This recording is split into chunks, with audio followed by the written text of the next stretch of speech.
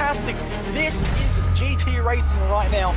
He's got traction, he's got everything outside of both of them! Maloney! Oh, he's taken Anderson! Anderson's up top! Oh my god! Oh. Big crash! Oh my goodness, half the field's gonna get rolled! It's very close. These guys are want to make their way through the field very quickly. Oh, there we go! Oh no! That's massive! This is it! This is over! I can't believe this! Oh my god! God, what?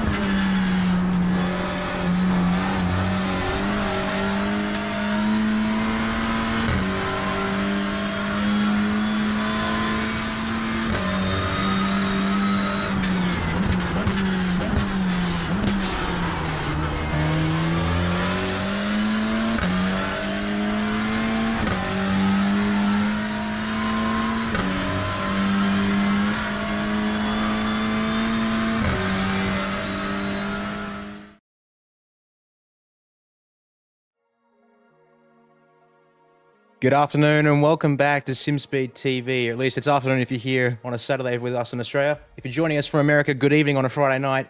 Welcome back to the iRacing V8 Americas series. My name is Daniel Yeaman here on commentary. I'm joined by Brad Wingard this week. Brad, thanks for being here in the comms box with me. How are you doing this afternoon? Not too bad. Great to be here. First time commentating Supercars, so I'm very much looking forward to it. And Mosport, what a venue. Absolutely, Brad, as we continue the series, week number 4 of the 2022 Season 1 official schedule. Having started at Watkins Glen and missed Laguna Seca, jump back down to Phillip Island. We're back to America once again for Canadian Tire Motorsport, obviously affectionately known as Mosport by so many in the community. Nearly just a touch under 4 kilometers around this course, or about an hour northeast of Toronto in near the town of Bowmanville. 10 corners. A lot of flow around this circuit and elevation change for good measure. It's going to be an absolute ripper of a race, I hope, and a track that really will test the driver's tyre management, I hope, and really being able to nail those lines around the length of a lap here. Yeah, it looks really easy on paper. You think, oh, 10 corners, they're not too difficult, but elevation here is key. Going down turn 4, which is the lowest point on the circuit, up to that double apex corner at Moss Corner, car gets really light, understeer is inevitable. So it's really crucial section through there, and of course that leads onto the Mario Andretti straightaway down onto turn 8, which is a very, very good drafting opportunity in these cars.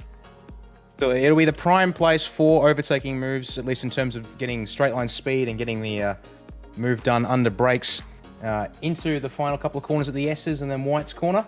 And then we start all over again, with that first half of that lap being a great mix of corners right and left. Just having a look at the championship standings in the official series here. After 3 weeks of racing, it's James Chastain out in front on 498 points. Tony Klusterman, we haven't seen him unfortunately on Saturdays here yet, but running in second in the series due to his participation in other time slots. And great to see a driver outside Australia and New Zealand able to represent up in the front of the standings here. Ben Morris then third place, Vincent Skilbeck fourth, Thomas Freeman fifth, Michael Whiting sixth, Charlie Stone seventh, Thomas Hinz eighth, Tim Mulford ninth, and Bob Woodhouse rounding out our top 10 in the official standings. Yeah, it's pretty close. I mean, Chastinov has a nice big lead ahead of Tony Klusterman, but all it takes is one bad race, and these points are not few and far between. They are very high rewarding races, and it doesn't take much to change that order at all. Here we see the race for tonight. Race distance 139 kilometers, 35 laps. Pit window is between laps 11 and 24.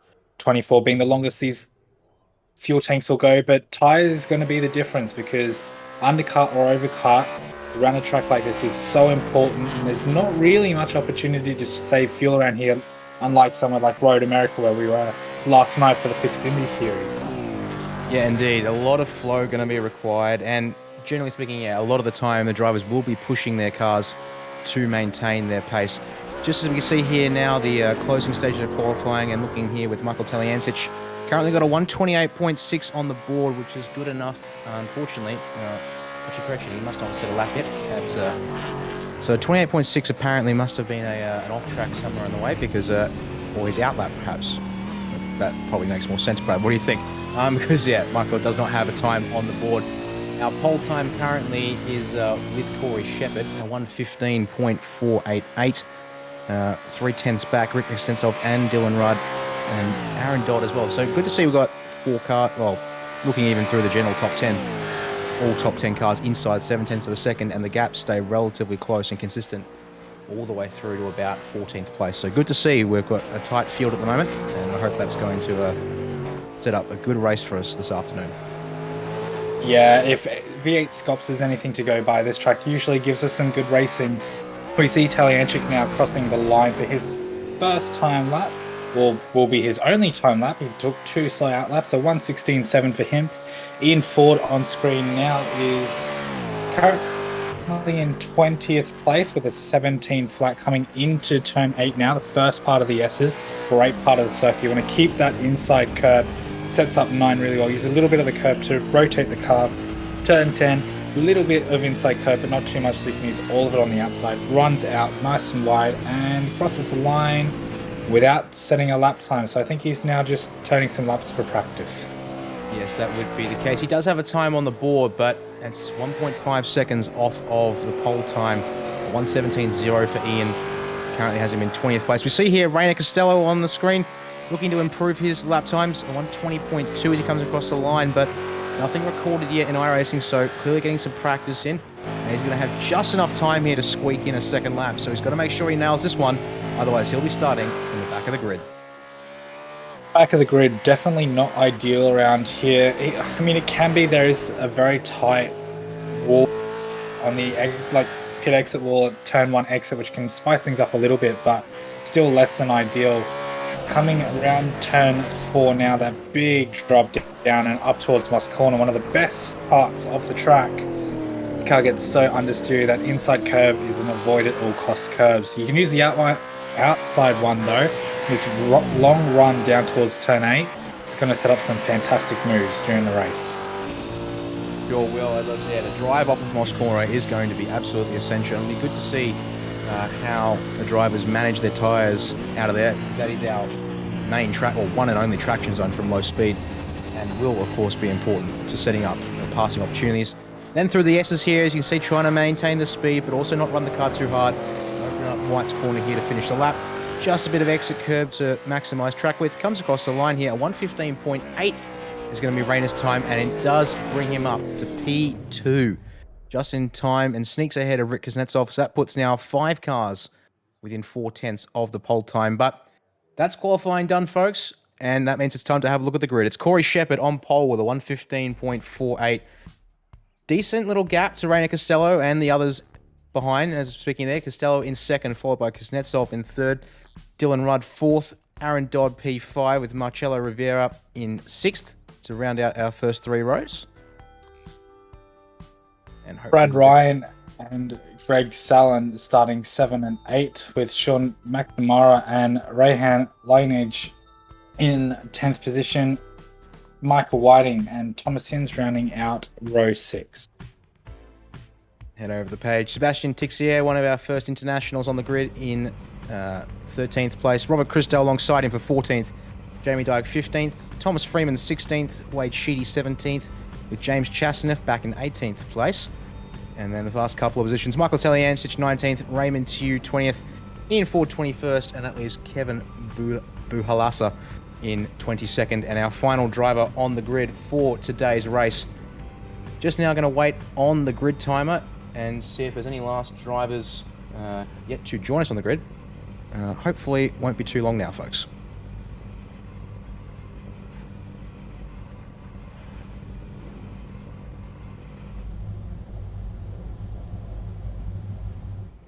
It's like most drivers are getting ready now. Its run down into turn 1 is very short. Only a couple of 100 meters, really. It's 156 meters to run from grid slot 1 to turn 1, so a lot of room. But the revs rise. Ready for the start. There we go, folks. Underway for week 4 of Vienna Americas. Front of the field looks like they've gotten away all right as we start to see some single file action to try and get the line right for turn 1. Couple of cars hanging around on the outside for turn 1. Everyone seems to have made it through okay so far. Down into Clayton Corner for the first time. Turn 2. As I say that though, Fishy Motorsports car, that's Michael Whiting out in the grass, and another Premier cars. I can just find that it might be Tixier. Yes, Sebastian Tixier, yes. Sebastian Tixier, unfortunately, the two of them come together at turn 2, and that's put them at the back of the field now. Not what they wanted to get this race underway, but the rest of the field, as they begin to file down into Moss Corner for the first time, so they've gotten away okay, Brad. Yeah, very minor incident there at turn 2. It's very easy to do around there as well, so the fact that they both kept it out of the fence was very good by both drivers there. Not too much time lost, down 9 and 10 positions each, but still only partway through that one, so they've got plenty of time to catch up. This is what we were talking about. The draft down the Mario Andretti straight is absolutely incredible. We see side-by-side action with Rainer Costello.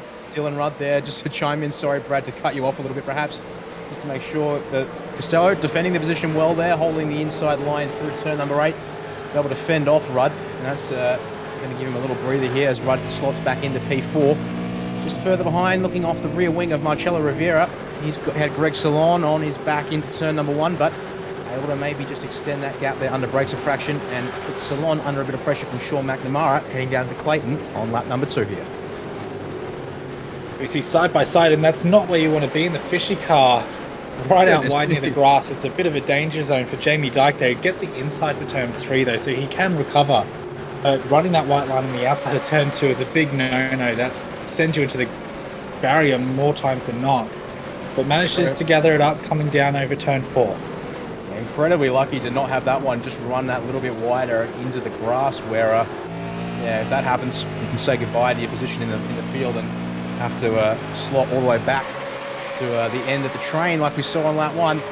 But has survived that occasion and so is able to stay in the queue as they work their way down the Mario Andretti straight and head back to the S's for the second time in this race. Nothing happening just for the moment. Drivers hopefully just settling in. As I say that though, in the back of the shot there, too wide through the first corner of the S's. Unfortunately missed the driver that one. I'm looking a bit too far up the field. And Meantime, just looking further back in the field, they've got Bulahasa with suits of Kevin Bulahasa, Raymond Sue running, and got Ian Ford behind them. Ian obviously started at the back of this field as well, but he's looking to make positions into turn 1, looks for the inside of Raymond. Enough space given by Raymond, so good awareness from him. But Raymond now with the inside for turn 2 at Clayton. He's going to be able to defend that position and hold on for now. Yeah, very well driven. As you were calling that, Ray and lineage, Thomas Hin's going 2x2 through turns 8, 9, 10, turn 1 and turn 2. Thomas Hin's does come out on top as we ride on board with the number 3 car now down towards part 1 of Moss Corner and then part 2. It's like I'll say this time and time again, fantastic corner. But now he has the advantage over Thomas Hin's. He has the draft, but I don't know if he's close enough. The gap out of the corner is 3/10, down to 2 already. So he might be able to send it up into turn 8, but I don't think 2/10 of a gap into a corner that fast is a bit too big. Yeah, obviously you want to look after the car at this early stage. I just saw there, Rainer Costello having to defend once again from I believe that was that's Dylan right there. But meanwhile, need to focus on Jamie Dyke here, fighting with Robert Crisdale. Had to go the long way around to try and make this one work through the S's. That gives Crisdale the inside for the final corner here at White's. And they're going to run side by side. Freeman, oh, please don't make it 3 wide into turn 1. Thomas, no, he backs out, thank goodness, because that could have been nasty if he'd committed. He's trying to make that one stick whilst Jamie's holding the outside. It brings Wade Sheedy back right onto Thomas's rear bumper. So we've got at least a train of 6 cars here fighting over position number 12. Love to see, that's why we love these cars. There's battling all through the field. Oh, contact in the back of the field. That's Freeman in the fence and hard at turn number 3, Quebec. He's only just recovered that car now. That is serious damage. Sorry to cut you off on that one there, Brad. But unfortunately, that is another car suffering pretty hard. And let's have a look at that one here on the virtual racing school replay. Did he get some help from Wade Sheedy? Which would be very unfortunate given Sheedy is Freeman's teammate. Come around Clayton corner. And, quite possibly, maybe a bit of net code just to make things a little unfortunate, Brad? Yeah, not a bit of net code. He got hit from North Carolina. There was that much net code. It was, as you can see there, that's of a car with. That's a lot of net code. Really unfortunate between those guys because that was a great battle play. Yeah. Unfortunately, a little bit of ping between the guys, not helping them out as much as team orders do. Yeah, absolutely. Meanwhile, I believe we're staying replay here. We're looking at, meanwhile, while that was all happening, up the front, Rainer Costello was trying to defend from Dylan Run as they came down the Mario Andretti straight here, but on my timing screens, they've changed places. So let's have a look here at the end of the straightaway. Bud pulls to the inside as they make the braking zone, and Costello tries to hold the position for the initial part of the corner, but slots back in for turns 9 and 10, and that's job done for Dylan Rudd. If that's the first and only pass we really see into turn 8 on a replay or live footage for this entire race, I will eat my shoe because that draft down that straight is absolutely phenomenal. And I'm sure now Jay Kennedy, our director, is trying to get, who is this that's slowed down? James Chastinov. Slow out of Moss corner, having to possibly pick that car up after putting it in the grass. Go to the virtual racing school replay to confirm here. So here Chastinov entering the Moss corner complex and dips wide into the gravel and the dirt on the outside of the middle part of the complex. Just keeps it out of the fence and then has the big wobble as the car comes back onto the tarmac and regains traction. So a bit of pride and positions lost there for James, but thankfully no damage done to the car in sim. No, it was very well recovered. That corner entry is very bumpy through the mid corner of the double apex, so it feeds you right wide very easily. Here we are with Ryan attacking Dodd round the Quebec corner, over the ridge under the Continental Bridge at turn 4, down through the compression leading into Moss corner. He's right there. This is setting up a move into turn 8 perfectly. If he can get the run out of the corner, it's all he'll need. But Dodd in front getting the draft as well from Rainer Costello and Dylan Rudd just up the road. Don't know if it'll be enough to defend though. Gaps down to 0.2 of a second. Looking pretty stable between the two cars. Dodd looked like he had slightly better initial drive out of Moss. So it all balances out by the end of the straightaway. Back to on the virtual racing school replay here, folks. as we're looking at Greg Salon. Unfortunately, 15th place. Is he going to do the same as Chastanet? Yes, he is. Question is, does he find the fence or is he going to be able to keep it out? In fact, quite literally, a copy-paste right up against the tyre bundle at the end of the corner, but keeps it out of the wall once again.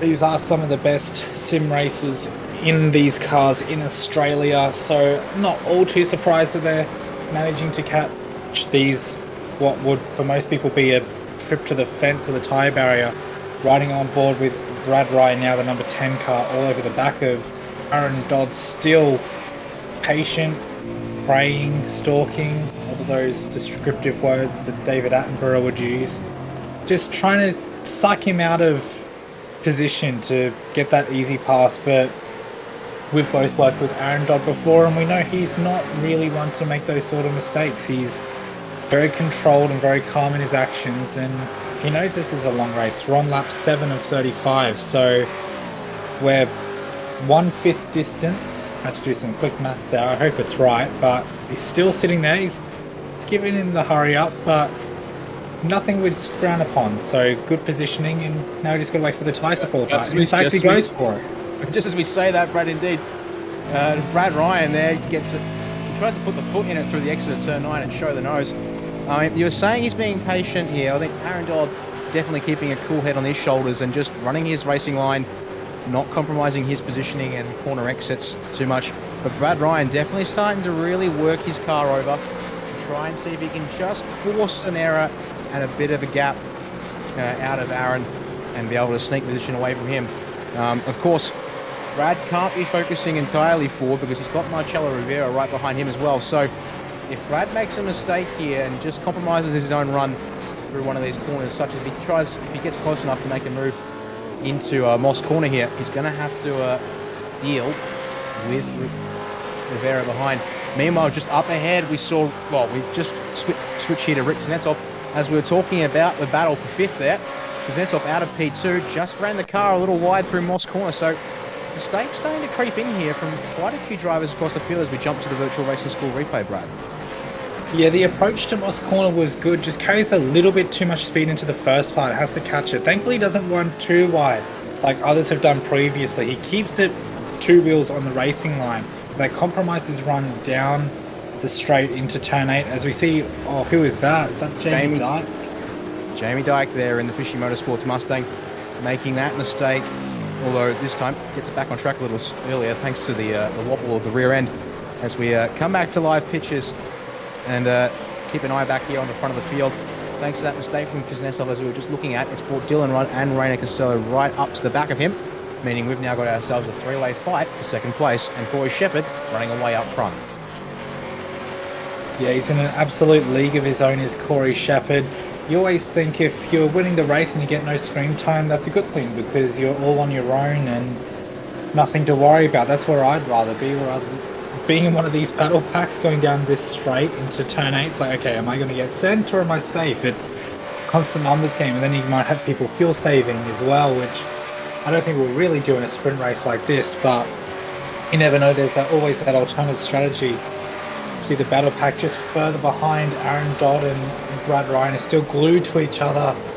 Marcelo Rivera has backed off a little bit, but he's still there. He's still keeping them honest, and I've got to say that racecraft car and that Simworks car behind do look fantastic around here, and thanks to Jay, the producer, for putting on a fantastic set of images for us around here once again. And I don't know which battle to focus on, the battle for 2nd or the battle for 4th. They're almost becoming one and the same at the moment. It's just that little breather between Dodd in 5th, and Costello, who's up ahead in 4th. But you're too right to mention that as these laps continue on and these battle packs continue to work each other over, Dodd is slowly closing that gap to Costello. So we could have a 6-car train for 2nd, which could be ever so slightly longer. We've got, according to my timing, Sean McNamara just approaching the back of the 2nd trio here, which will make it therefore 7 cars in the train. Now looking to fight over 2nd place. Meanwhile, back in the field, Sebastian Tixier has found the fence at Quebec corner, and he's unfortunately driven that car into the inside wall for good measure. That's another Premier Racing Team car falling afoul.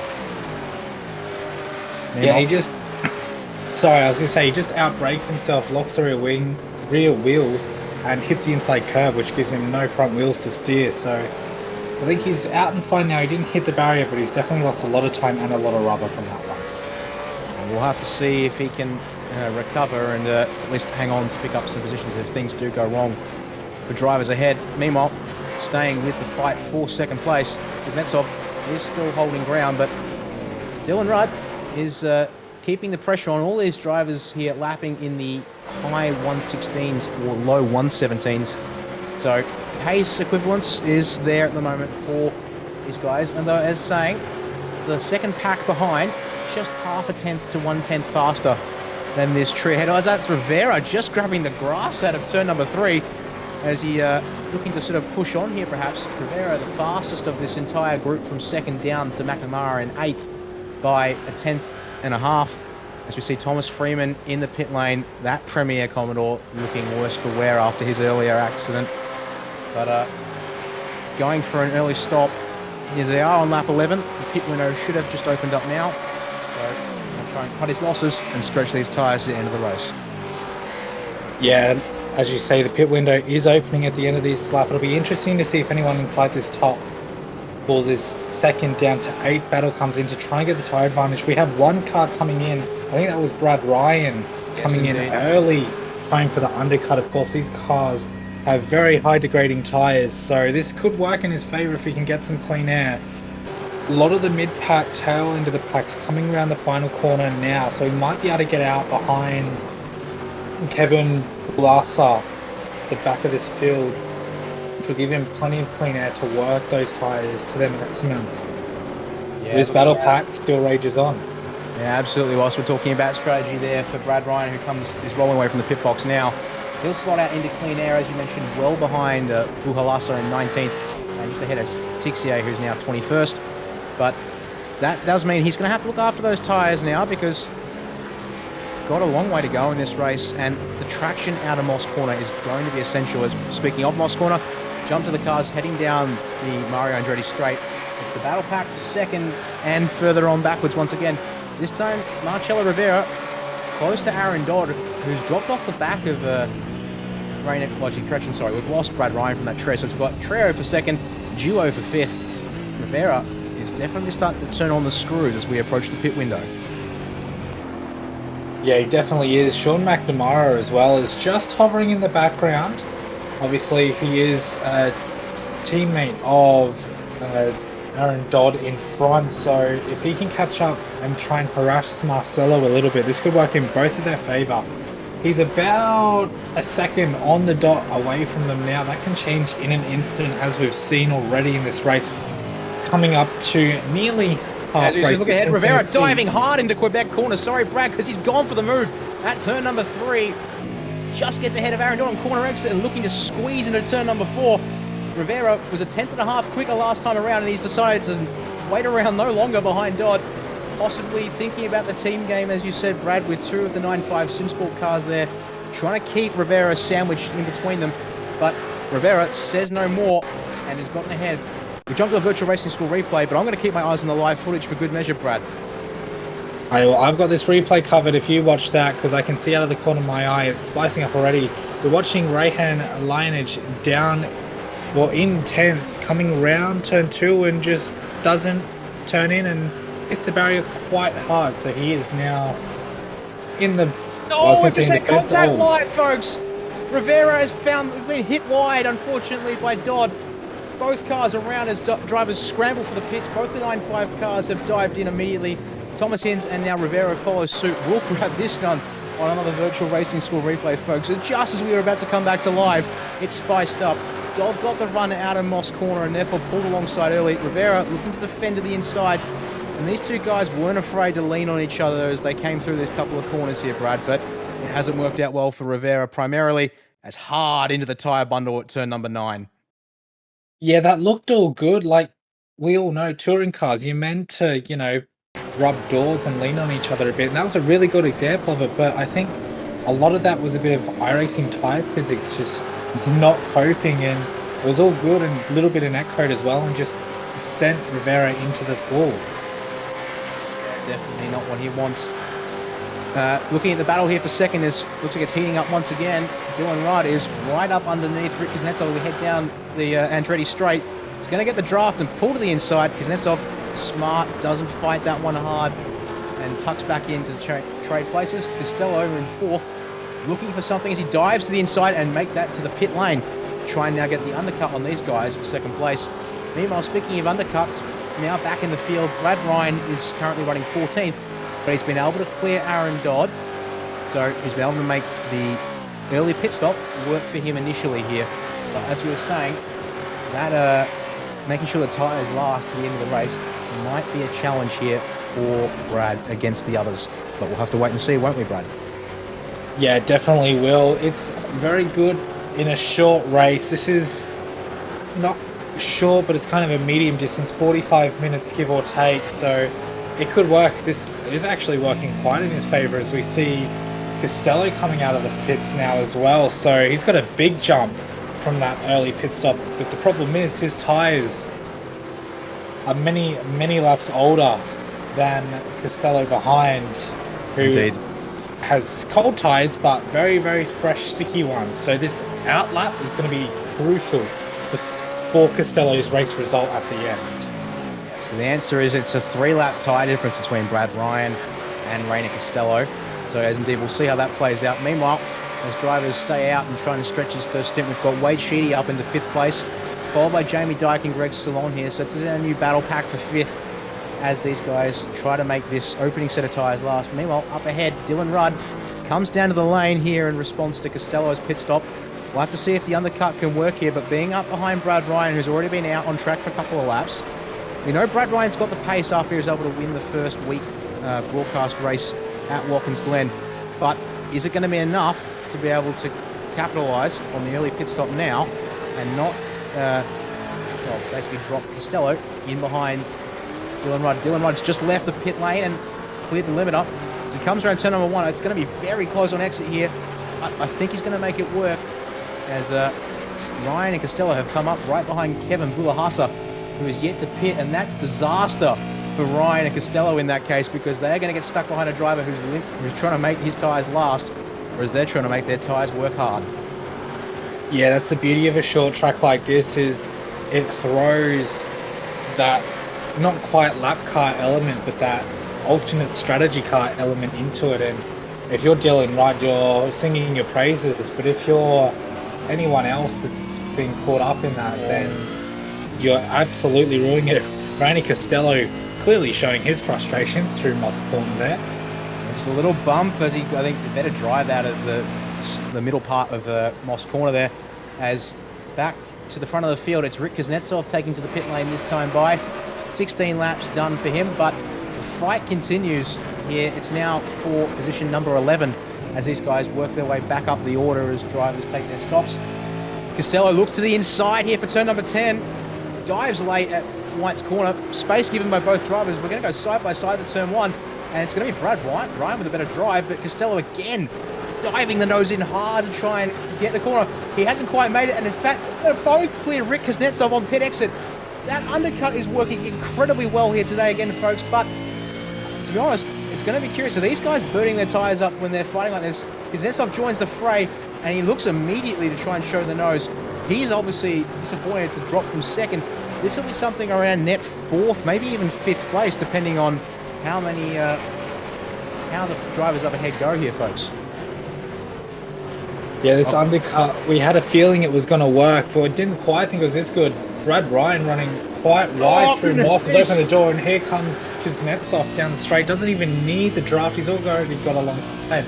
Also, Aaron Dodd's going to benefit from this as well. Might bump draft him down the straight, got a fantastic run. He might even try and send it into turn 8. Looks outside, no room there. Looks inside, no room there. He stays outside for turn 8.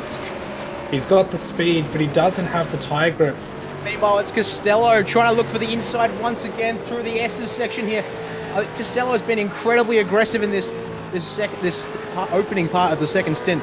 Apologies for the words mix there, but it's starting to hurt him really badly there. Losing a position unnecessarily to Kuznetsov when trying to get past Brad Ryan. Has to scramble for a place back past Aaron Dodd there. and it's starting to break up this pair, well, this quartet into a pair, or into two pairs. It also allows Kevin Bullahasa to hang on to the back of them for the time being, although he is being passed by Sean McNamara. Meanwhile, we haven't spoken about him much this race. We just saw it was Corey Shepherd still out in front.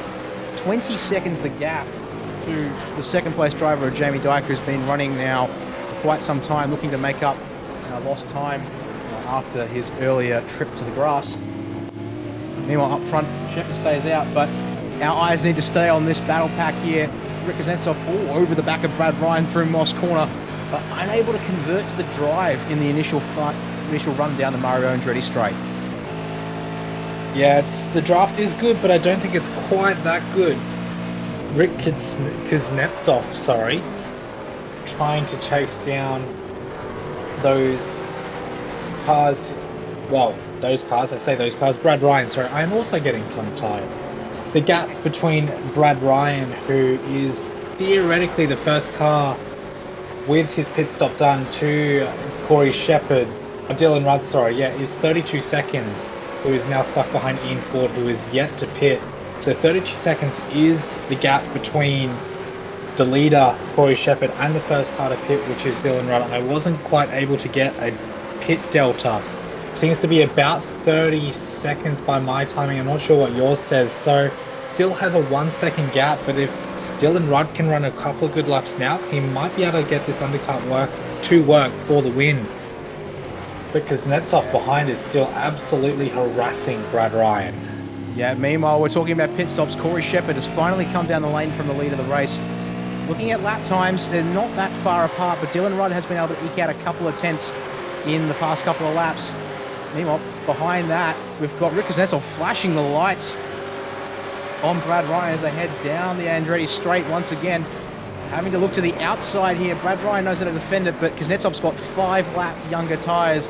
Can he make it stick around the outside of turn 8 for turn 9? The answer is yes, and he's able to pull out ahead to cover off turn number 10. Meanwhile, I want to keep our eyes on Corey Shepherd, who's leaving the lane now.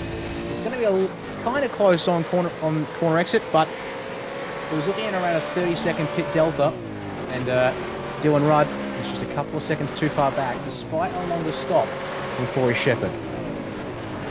Yeah, it was a very well timed by Corey Shepherd. I think if he had it any longer, it might have started to backfire for him. So that 2.5 second gap is pretty sweet to have after your pit exit. Of course, Ian Ford, the last car not to pit by my timings now.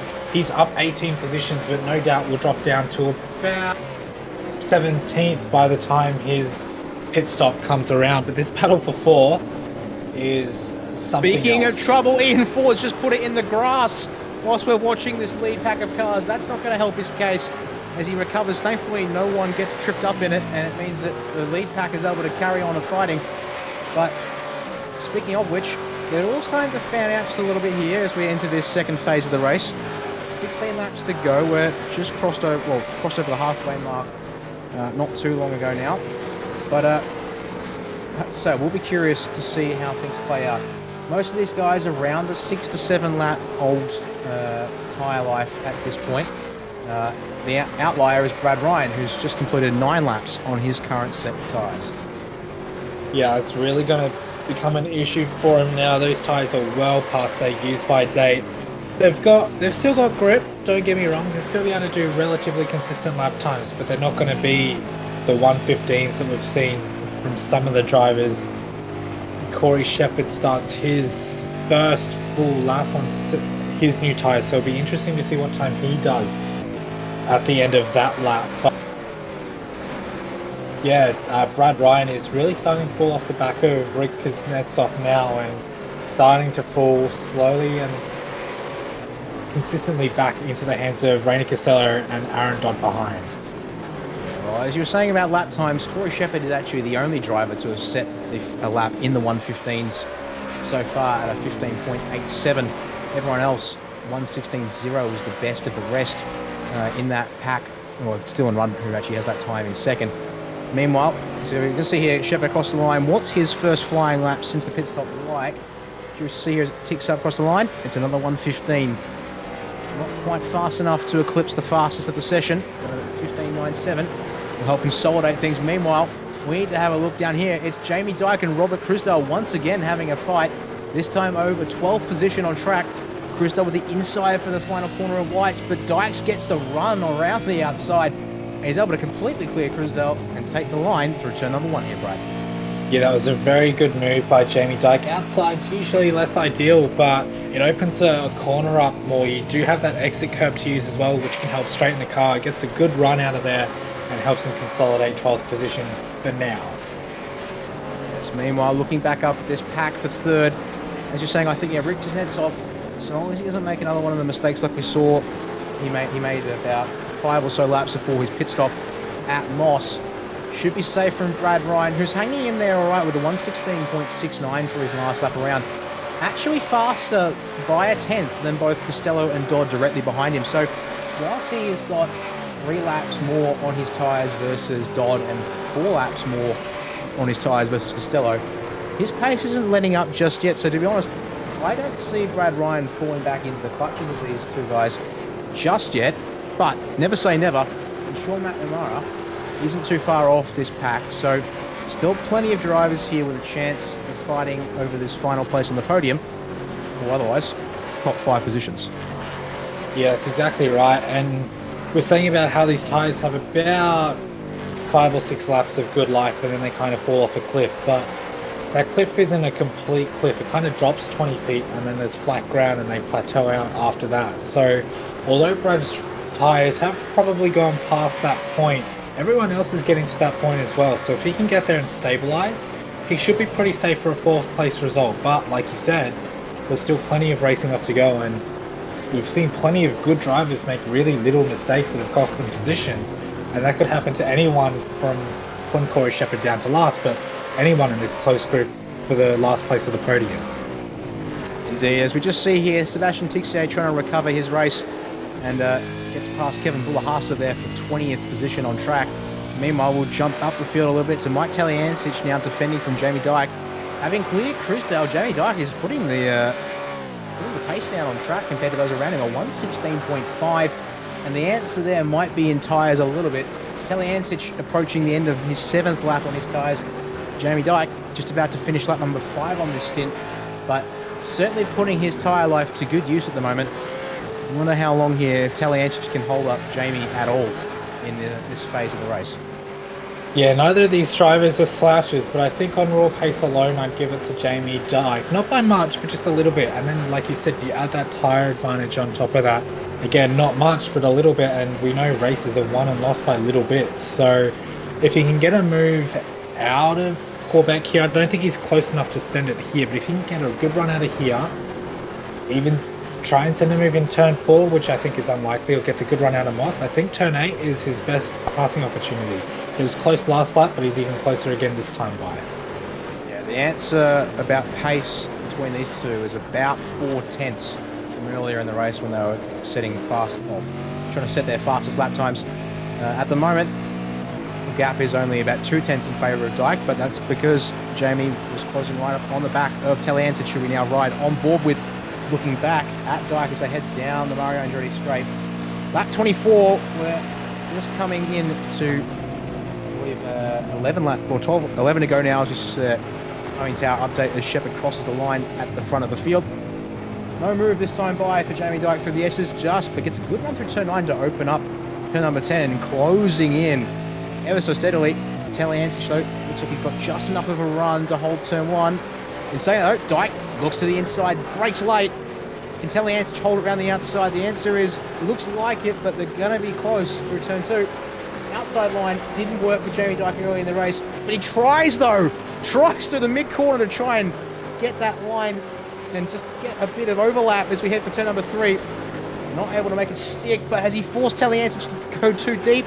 The answer is just about. Taliancic now having to defend the inside wherever he can. Head down the hill for turn 4, but Dyke does not give up as we come down to Moss Corner. Now he's got the inside finally. Can he get far enough up alongside? Not through the first part. He's there for the second part, but traction from Taliancic around the outside is going to give him a breather here, Brad. Goodness me. This fight is certainly on. I was going to say, it's not going to give Taliancic just a breather. It's also going to give Greg Sallon a run. He's going on the outside of turn 7 down towards turn 8. This is absolutely shot Jamie Dyke in the foot. He does manage to recover. Thankfully, the gap not closing just enough. I think Greg Sallon got a little bit caught out by that, a little bit checked up as well, which saved Jamie Dyke's run. And now they fall back into order. But this is bringing Robert Chrisdale, Greg Sallon, who's having another look around the outside of turn 1 now on Jamie Dyke, but Jamie Dyke's similar position to what he was last race and manages to hold that one nice and firm. But this battle pack for 11th position or 10th position is absolutely heating up in the last 10 laps now. Yeah, it's now our closest battle on track, at least when it comes to several cars.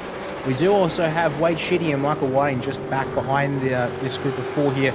We just saw them brought up on screen a moment ago, but we'll stay here with this fight because Jamie Dyke has just lost the rear of Taliancic a little bit thanks to Greg Sallon applying the pressure here on lap 26 as they head down into Moss corner. Dyke with a narrow line looking to try and really close the distance on Taliancic, and that's worked quite nicely. It's brought him a fair bit closer as they head down the Andretti straight here on lap 26, but not close enough, I think, to really make an effective move here at the end of the straight. Keep my see if I have to bite my words here, but the answer is no. He's going to have to stay in behind. But again, looking to maximize the track with really open up corners where he can. It's forcing Taliancic to keep an eye on the mirror, but deep into White's corner, Jamie Dyke is just trying a bit too hard, I think, through that part of the track, and it's costing him that time to Taliancic and the opportunity to apply the pressure. Plus, it's bringing Greg Sallon right back up behind him and having to split his attention between attack and defense, Brad.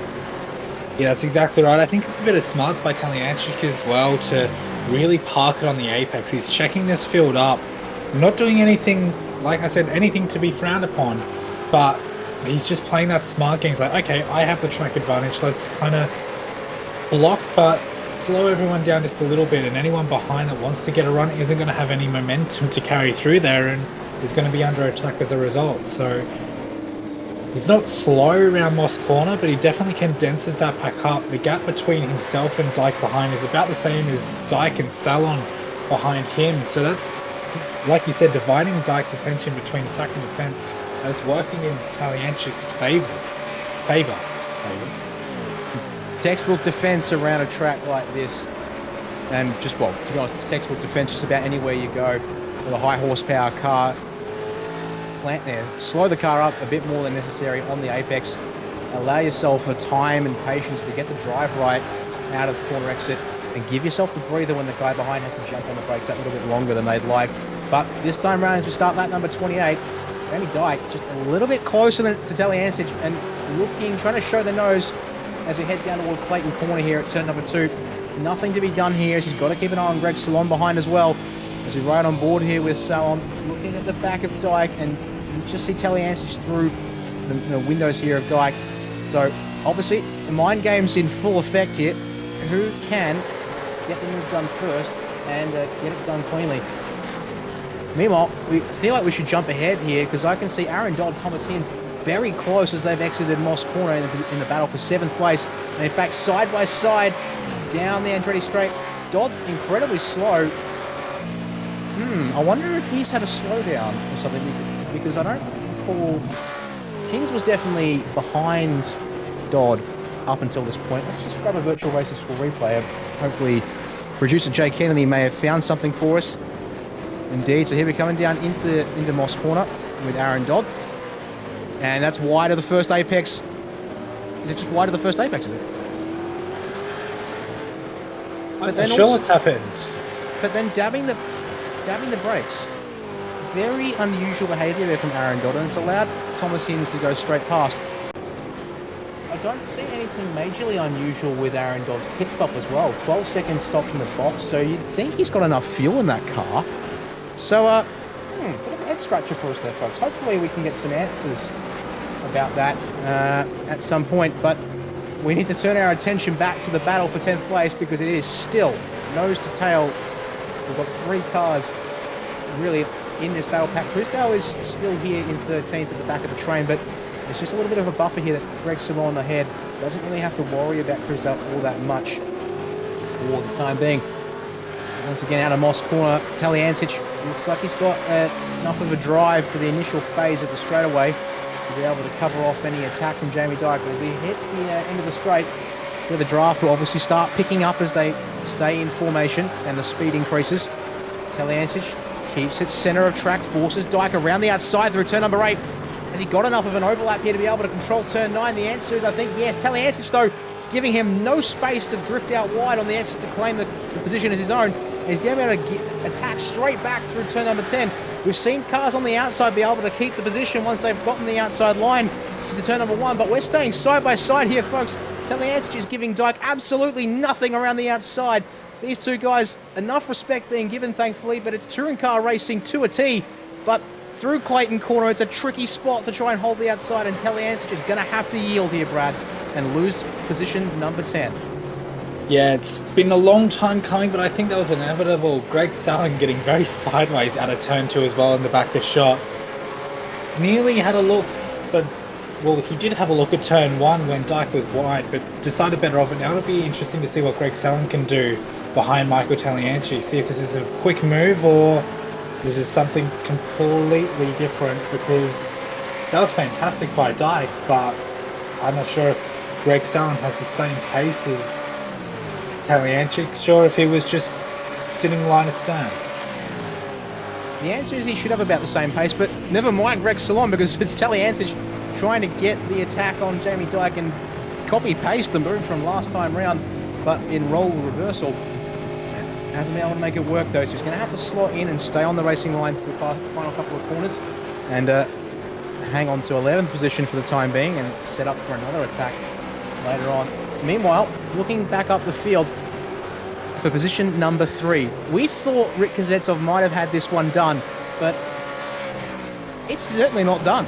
Brad Ryan, I don't know how he's doing it. He's got tyres that are 5 laps older than Kuznetsov on his 20th lap in this race. And we've still got another 5 laps to go here, or 4.5 now, as these guys head out of Moss Corner. But he is applying the pressure once again. So I'm going to look at the previous lap paces. I'll see if I can find something from Kuznetsov that maybe just indicates a couple of tenths lost. Lap 28, Brad Ryan 2 tenths faster than Kuznetsov ahead. So it's little laps like that. As you can see, laps 29 and 30, very much identical down to the 100th and marginally different by the 1000th. But with the way, it's really impressive to see Brad Ryan, despite coming in early for the pit stop, he's making these tyres work for him as this race continues on here, Brad. He definitely is. He's within strike, near enough striking distance now, half a second. If Kuznetsov makes a mistake, he's right there to pounce, and we only have 4 laps to go, but 40 corners, that's 40 opportunities to make a mistake. And this battle pack continues to go on. I did look back as well while we watched this battle. Chime in if something happens, please. But between Aaron Dodd and Thomas Hinz was just running a second lap consistently over Aaron Dodd. So I'm wondering if his tyres just gave out a little bit earlier and Aaron said, okay, you're clearly faster than me, go on through, and that was it. I think that's what happened, because I haven't been able to find anything else. But this battle, Michael Talyancic still being harassed by Greg Salon. Jamie Dyke has not pulled a massive gap, but he's kind of walked away. He's spaced himself from the equation, and now it's between Salon and Talyancic. Yeah, it's just enough of a breather for Dyke to not have to worry about having to defend down here into the S's at the end of the Mario Andretti straight this time by. Meanwhile, we were talking about this battle pack. There is another pack out on track, but unfortunately it is down in 18th position in Ford. Rayhan Lihanage and Sebastian Tixier. You can see these 3 cars are line astern. We actually had a change of position last time by, I believe it was Ian Ford getting past Lihanage. And speaking of which, Lihanage goes for the pass back, through Moss Corner. He gets Ian Ford in the door, and it's going to allow Sebastian Tixier to try and capitalise on 2 for 1 here. At least 1 definitely for Tixier as they head down the straight this time by. And the draft for Tixier, is he going to be able to get alongside Lihanage as we head down to turn number 8? The answer is not yet. And he doesn't pull out to try and get the move done on the brakes. These guys are fighting over the last couple, in fact, the last 4 positions on track, But it's great to see that even though these guys are down the back of the field, they're not giving up and their race isn't over. I do appreciate seeing that, despite the fact these guys might be ruining what's happened for their race today. Meanwhile, Taliancic having to defend from Salon again. It's keeping that breather to Jamie Dyke, but coming into Moss corner, it just looks like Taliancic's got a slightly better drive, and this time by, I swear I saw a wiggle from Dyke and a wiggle on corner exit. Taliancic is right there as we go up the straight, Brad. Yeah, this is going to be payback for a couple of laps to go. He's going to the outside, which is very interesting. It's a lot easier to hold the outside of turn 8 than it is the outside of turn 9, but because it's an S's, every position counts. He is in front coming into the corner. Dyke holds the inside though. And contacted, Dyke spins, but Taliancic has actually held the car.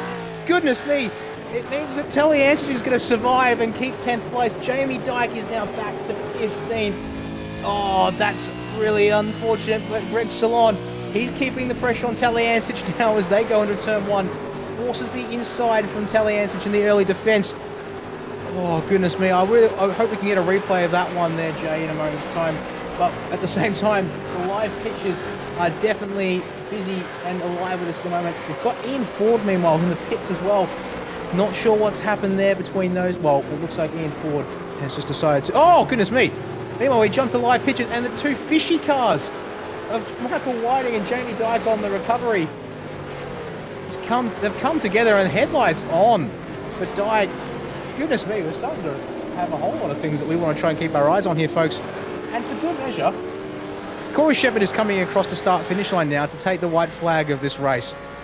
It's going all the way to the end in the mid-pack, but meantime, Shepherd out front in the Premier Racing Team Mustang. Have to know, interesting to see, Corey's car lacking the Racecraft Simulations branding like the rest of the Premier cars out here today.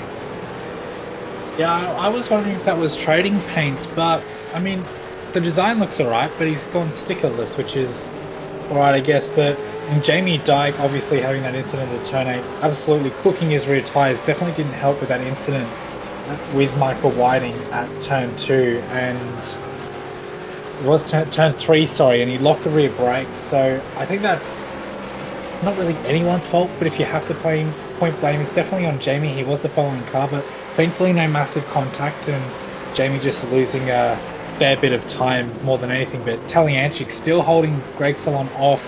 We have, what have we got, 6 corners left to go, 2 of them in a straight, so I'm not sure if we really count those, but that is the longest straight on the right on the track. So this could be anything coming down into turn 8. We'll have to keep our eyes on it in a second, but meanwhile, up the front of the field, he's been uncontested all race long. Corey Shepherd around the final corner is going to take the checkered flag and the race win for week 4 of V8 Americas. Meanwhile, the battle for second is almost, well, the battle for third, sorry, is been there or thereabouts, but Rick Kuznetsov's going to hold on for third place ahead of Brad Ryan. Let's go have a look at the fight. And Greg Salon is ahead of Michael Taliancic. Taliancic is slow, very slow down the end of the Andretti straight. Out of fuel, goodness me. Strategy gone wrong for Taliancic. Can Christel just drive around the outside at the final corner? Oh, Christel's dropped off screen. Has he disappeared? The answer is momentarily. He's going to make it, and Taliancic is going to drop behind Sheedy and Whiting, and that's 14th place for Michael Taliancic. Oh, what that could have been for him. Definitely not the way he wanted that race to end, Brad. No, definitely not, but we're glad that he could give us a show while he did, because that was fantastic to watch. And all throughout this pack, there were multiple battles going on, even like you said, down in 17th, 18th, and 19th. They're just finishing up now. Kevin Bulsala, the last car in the lead lap, comes out of the final corner now to finish his race, and my word, what a race. Mosport delivers again.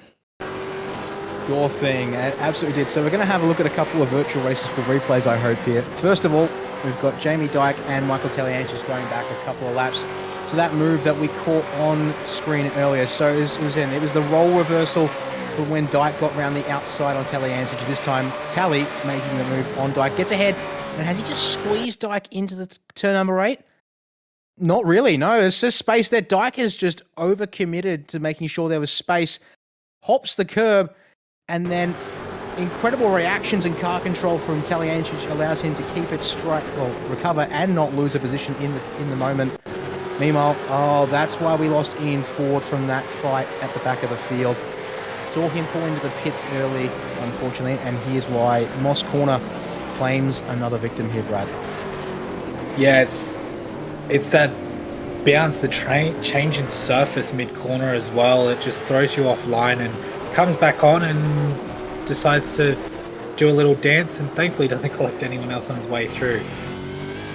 Meanwhile, here was Jamie Dyke after that contact with Taliancic up behind teammate Michael Whiting. And it came down to, Whiting loose and wide through turn one. Opens the opportunity for Dyke to have a look at getting the pass done quickly and try and get up to Wade Sheedy. Clayton corner, nothing yet though, so it's going to be down here in turn number 3 at Quebec.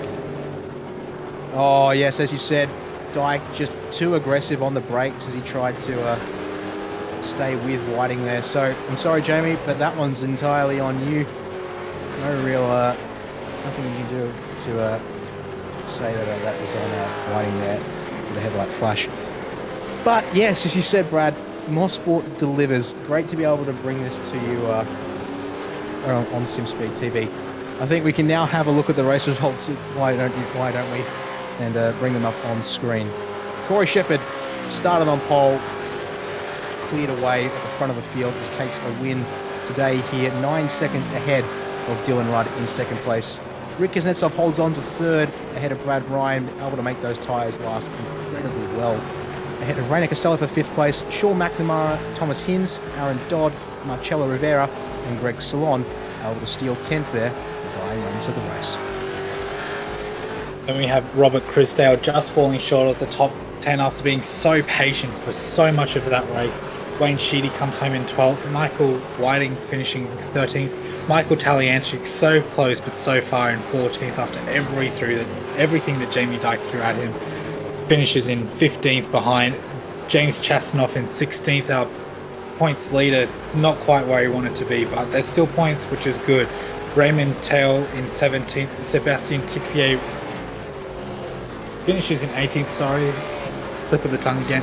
Rayhan Leonage in 19th, and Kevin Bulsala, the last car, finished on the lead lap in 20th, with Ian Ford after his late misery finishes 3 laps down, and Thomas Freeman calling quits pretty early on, finishing 20 laps behind. Yeah, unfortunately there, Freeman, with that accident that we caught earlier in the race, unable to recover and choosing to take the L today and look to recover in future weeks. Obviously, drop rounds in official series means that you can afford a couple of bad results, so not too bad for him. Well, that's going to just about do it from us today. We look ahead to next week's race, the Hockenheim Baden-Württemberg, but the outer layout for the Supercars Series next week. So we're going to be missing the Mercedes Arena. Going to be an interesting layout. I've not seen much racing around this particular layout, Brad, so I have to keep my eyes on the racing during the week to get an idea of what it's like, because obviously it means less braking zones and more speed as we enter and you go down into the Mobile 1 curve and that final arena section. Yeah, it definitely will. We've seen a couple of racing. The Dallara IRO1 put on a fantastic show a couple of weeks ago, so it'll be interesting to see how these cars go around there. A lot heavier, a lot less downforce. So it's gonna be a good one. Lots of drafting and, like you said, lots of speed. So I'm very much looking forward to it. Indeed, we will. Well, that's going to do it from us this week, everybody. Thank you very much for tuning in. My name is Daniel Yeaman. I've had Brad Wingard in the comms box with me. Thank you again, Brad, for helping cover the race. And to Jay Kennedy, retiring from commentary once again into the production box. Big thanks to Jay for the camera coverage and the replay footage that we've been able to have here today. And also, before we sign off, just a special mention, as it is Mr. Kennedy's birthday today. So a big happy birthday from everyone at SimSpeed to Jay. And leave a little happy birthday down in the chat if you're still here with us, folks. Hope Jay appreciates the support for SimSpeed wherever you are online with us today. Hope you've enjoyed the race. Any final words from you, Brad, before we sign off? Oh, you beat me to it. I was going to say a happy birthday to Jay as well, but I think we got that covered. Excellent. Well, thank you once again, everyone, for watching. Hope you've enjoyed the racing. And until next time on SimSpeed, it's bye from us for now.